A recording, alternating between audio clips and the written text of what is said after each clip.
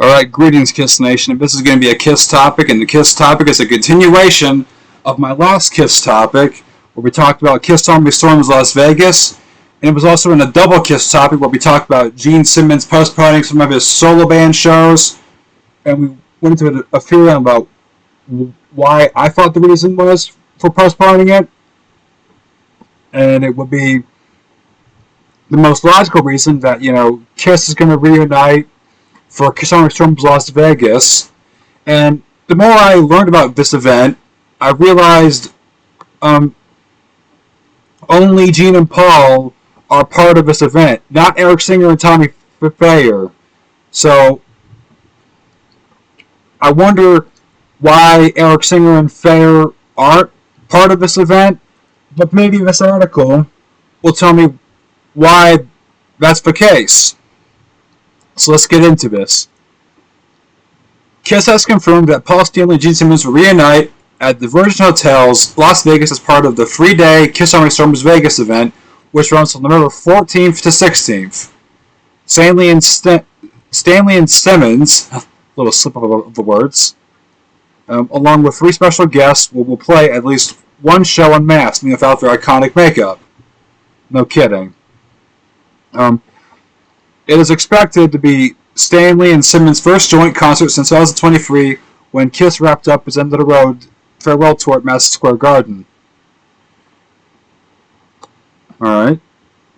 Kiss's official Kiss Army Storms Vegas announcement makes no mention of band's longtime guitarist Tommy Thayer during Eric Singer. Okay, that sucks. I wish Tommy Thayer and Eric Singer would be a part of it. I wonder why they're not actually a part of it. Although it does say it's making it unclear if they will be a part of the event. So it's kind of leaving it out in the open. Okay. Kiss's Unmasked Electric Show will be in honor of the 50th anniversary of the hottest fan club in the world, the Kiss Army. There will also be a question and answer sessions with Stanley and Simmons, as well as Kiss's longtime manager Doc McGhee. Alright, cool. Doc's going to be a part of this, where they will share stories behind the scenes, moments, and answer your most burning questions. Fans can also expect guest performances, including from former Kiss guitarist Bruce Kulick, as well as surprise appearances, guest sets, tribute bands, and unforgettable moments that will make this weekend in Vegas a piece of history. Kiss had previously set a 12-show residency at Planet Hollywood, Las Vegas in 2021 and 22, but ultimately canceled all of the dates. 50 years ago in Terre Haute, Indiana, a small group of fans lit the spark that would become the most loudest and proudest fan movement in rock history, the Kiss Army. Now 5 decades later and 30 years since the first official Kiss convention, Kiss is cranking it up to 11 in Las Vegas for the ultimate celebration. Okay, so they're celebrating the 50 years of the Kiss Army, and they're celebrating 30 years since the first official Kiss convention. And let me tell you, those Kiss convention footages are something special. Seeing Kiss in such an intimate setting like that had to be something special if any of you were there, and I know a lot of you were there. To see Kiss in such an intimate setting like that, and they did open up with a tribute band, and then they would come on and play acoustically, play all those really cool deep cuts that they haven't played since the albums were recorded or played live in such a long time. And yes, they would screw up, but when they would nail the song properly, that was a win for them and for the audience, because they got to hear a song that Kiss has never played ever, or played in years since they had the makeup on. So that was pretty cool. Kiss Army VIP memberships give you the first access to the best packages and limited tickets. The VIP pre-sale begins on March 28th, which already happened, 7 a.m. and 10 a.m. As a VIP member, you will receive your exclusive pre-sale code via email. Kiss Army and Fan pre-sale begins April 2nd, which already was a few days ago, 7 a.m. and 10 a.m. General on sale begins April 7th, which is pretty soon, 7 a.m. and 10 a.m. again. And it's talking about, head over to KissArmyStormsVegas.com now to explore your options. Then it talks about, that the Madison Square Garden marked the final makeup appearance ever. Talk about when Kulick was a member from, and talk about when Simmons postponed his shows. That's cool. All right, so what I can think about this? Well, I mean, I do think I do believe it sucks that Tommy Fair and Eric Singer aren't.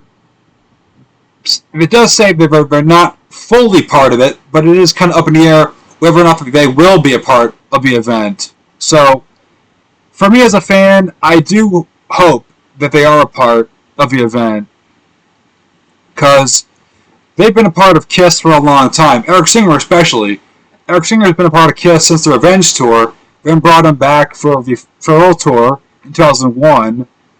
Then they brought him back in 2004. Tommy Fair was in KISS as behind-the-scenes guy, then brought him on the on-stage part in 2003. And in 2004 for Rock Nation, they kind of formed the current lineup as they are today. So I kind of hope that we do see Tommy Fair and Eric Singer at this event, either as part of the special guests lineup. So I kind of hope we do see them in some part of this event. I knew Bruce Kulick was part of the event, so I'm kind of wondering if Gene and Paul are going to jam with Bruce Kulick, part of the non-makeup show. That'd be pretty cool. Paul and Gene and Bruce on the stage again. That'd be a hell of a thing to see in Vegas. But then we had the question, who's the drummer? If it's Eric Singer, you got the Revenge lineup again. That'd be a bitchin' set again. That'd be pretty cool. But I don't know for a fact who's going to be the drummer.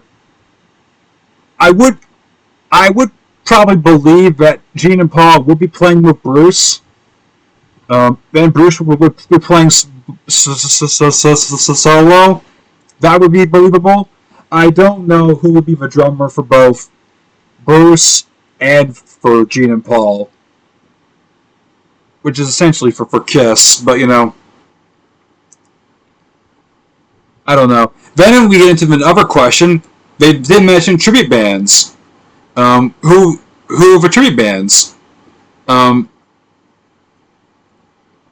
of the tribute bands that I could probably picture them getting is Mr. Speed. That's one of the bands I can see them getting. Because, Rich Kosak is very passionate with the KISS Army, and, the KISS Army loves Mr. Speed. They're one of the most popular bands in the United States. And also, they're the number one KISS tribute band in the United States. They were voted by Tommy Fair back in 2013-14. So I can see that happening. Another one, maybe, because they were part of that competition also, would be Rock and Roll Over. Another one that would make the most sense is Sin City Kiss, because literally they are in Las Vegas, and Sin City Kiss is a Las Vegas-based tribute band for KISS. So that would be the most that would make the most sense. Rather than getting one from Ohio, get a local KISS tribute band. Get Sin City Kiss. That would make the most sense out of everything. And Sin City Kiss has played for all sorts of Las Vegas-based KISS events. They played at Las Vegas Kiss Night, which I don't even know is still a thing anymore. But,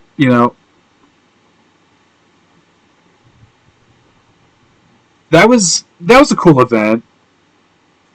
To see all these cool Vegas-based musicians and jamming at some sort of club and playing Kiss music. And always, that Kiss tribute band was playing at that event.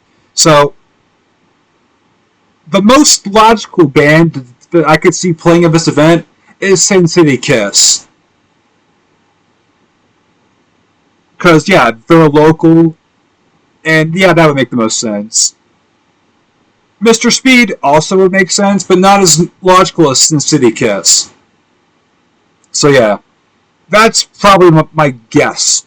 My guesstimate on the tribute bands that they would get for Kiss Army Storms Vegas. Um, but I don't know for certain. But I guess I'm going to leave it at that. I mean, what do you guys think about it? Are you do you hope to see Eric Singer and Tommy Fair at the event? Um, are you bummed that it wasn't made official that they're going to be part of the Kiss reunion in Vegas?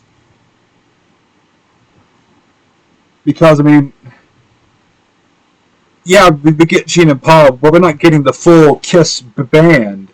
So that kind of that honestly kind of wipes away half of what I said in the original Kiss topic. That Gene and Paul and Eric and Tommy would have to rehearse and make sure everything is just so for November. But yet Gene still has some shows he's doing in that time frame.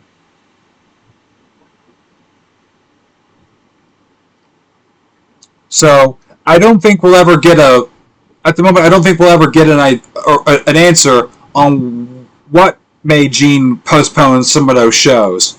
Maybe it was so him and Paul could rehearse, so him and Paul could get back into playing on the same page with each other. Because it has been 2 years since him and Paul's played with each other on the same stage,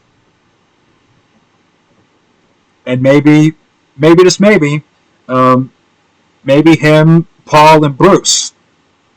That's a theory. Might be a long shot of a theory, but it's a theory. Because how long has it been since we've seen Gene, Paul, and Bruce play together? Not since the Kiss My Ass in Convention era. So if that's going to happen, I'm not going to say it's so, but if that's going to happen, I'm just speculating as to what Gene needs to do that's taking time away from him to do his solo tour. That's all I'm doing. And I would love to hear what you guys have to say about this topic. Let me know your thoughts in the comments down below. What do you think about this topic? Let me guys know your thoughts in the comments down below. Until next time, I'll see you later. See ya.